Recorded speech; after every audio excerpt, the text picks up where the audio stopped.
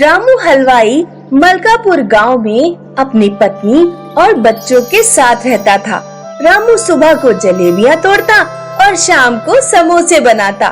वो जलेबी और समोसे के साथ में मिठाइयाँ भी बेचता था।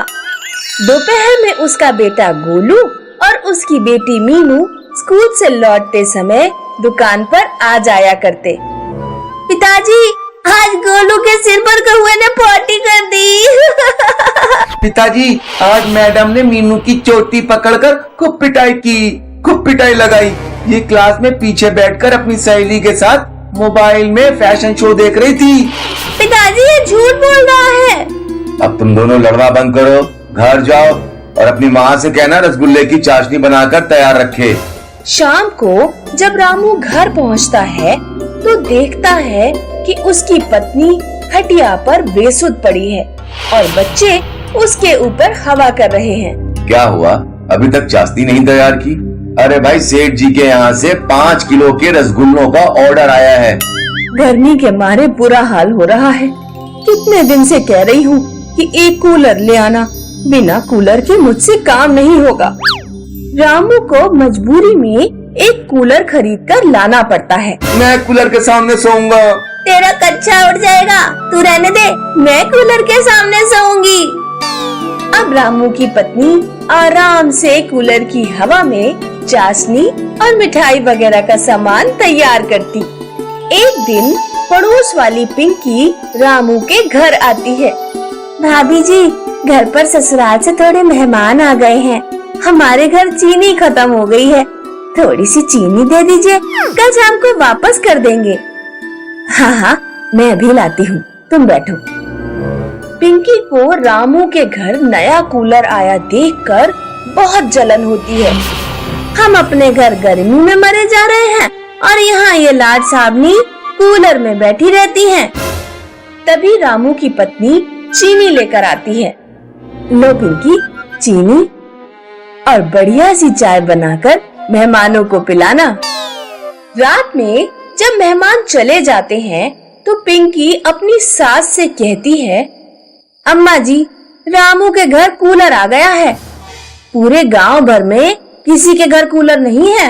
ये रामू कभी हमारे घर नौकर हुआ करता था, अब तो खूब कमाई कर रहा है मिठाई बेचकर।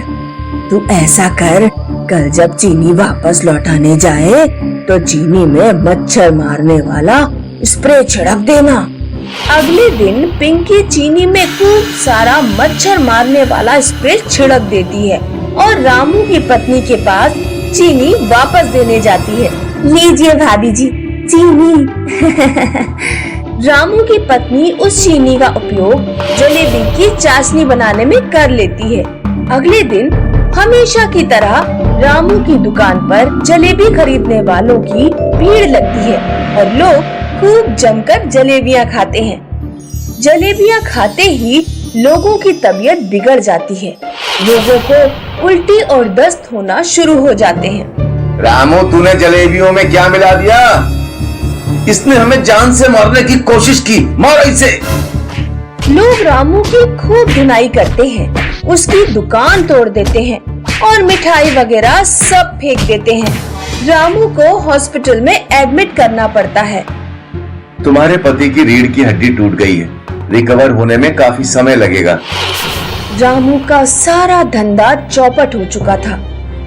रामू की पत्नी को घर का खर्च चलाना भी मुश्किल पड़ रहा था। गोलू और मीनू की पढ़ाई भी छूट गई। मैं आइसक्रीम लेने जा रहा हूँ, ये मुझे अपनी पैंट में मिला। इधर ला 10 रुपए, सब्जी आएगी इसकी, आइसक्रीम नहीं। मैं नहीं दूंगा। देगा कैसे नहीं? गोलू की माँ गोलू को पकड़ने दौड़ती है और गोलू भागता है। गोलू गिर पड़ता है और 10 का नोट उड़कर कूलर के पीछे से कूलर में चला जाता है। कूलर के आगे से एकदम हजारों नोटों की बौछार हो जाती है। ये कैसे हुआ? मीनू अपने पर्स से एक 100 का नोट निकाल कर लाती है और कूलर में डालती है। आगे से कूलर की हवा के साथ हजारों 100 के नोट निकल पड़ते हैं। लगता है ये जादुई कूलर है। जिसके पीछे से एक नोट डालो तो हजारों नोट निकल पड़ते हैं। जादुई कूलर से 1 लाख इकट्ठे करके वे लोग रामू को दिल्ली के एक बड़े हॉस्पिटल में भर्ती कर देते हैं। रामू कुछ महीनों में स्वस्थ होकर घर लौट आता है। हमें लालच में नहीं पड़ना चाहिए। भले ही जादुई कूलर हमारे पास है, लेकिन मैं फिर भी हलवाई की दुकान दोबारा खोलूंगा और मेहनत से पैसे कमाऊंगा। जादुई कूलर की बात पिंकी और उसकी सास को पता लग जाती है। अगर वो कूलर हम चुरा ले तो मजा ही आ जाए। एक रात जब रामू का परिवार सो रहा था तो पिंकी और उसकी सास चुपके से रामू के घर में घुस गए। बहू, जल्दी से इसमें पैसे डाल, फिर हम एक ही रात में अमीर हो जाएंगे।